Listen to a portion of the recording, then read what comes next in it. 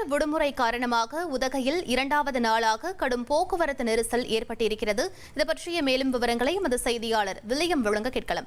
William, தற்போது அப்பகுதியில் நிலவக்கூடிய சூழல் என்னவாக இருக்கிறது? போக்குவரத்து நெரிசலை கட்டுப்படுத்துவதற்கு ஏதேனும் நடவடிக்கை எடுக்கப்பட்டிருக்கா? வணக்கம். காலாண்டு விடுமுறை மற்றும் ஆயுத பூஜை என தொடர் விடுமுறை விடப்பட்டுள்ளதால் நேற்று முதலே ஆயிரக்கணக்கான சுற்றுலா பயணிகள் சுற்றுலா மாவட்டமான நீலகிரிக்கு குவிந்து வருகின்றனர். அவ்வாறு வரும் சுற்றுலா பயணிகள் தாவரவியல் பூங்கா, ரோஜா பூங்கா, படகு இல்லம், முதுமலை புலிகள் காப்பகம் என பல்வேறு சுற்றுலா தலங்களை கண்டு ரசித்து வருகின்றனர். நேற்று இதன் காரணமாக கடும் போக்குவரத்து நெரிசல் ஏற்பட்டது. அதனைத் தொடர்ந்து இரண்டாவது நாளாக இன்றும் உதகை கடும் போக்குவரத்து நெரிசல் ஏற்பட்டுள்ளது. குறிப்பாக உதகை கூடலூர் சாலை, குன்னூர் சாலை, தொட்டப்பட்டா சாலை ஆகிய சாலைகளில் வாகனங்கள் சுமார் 5 கிலோமீட்டர் தூரத்துக்கு அணிவகுத்து நிற்கின்றன. இதனால் சுற்றுலா பயணிகள் கடும் இன்னலுக்கு சந்தித்து வருகின்றனர்.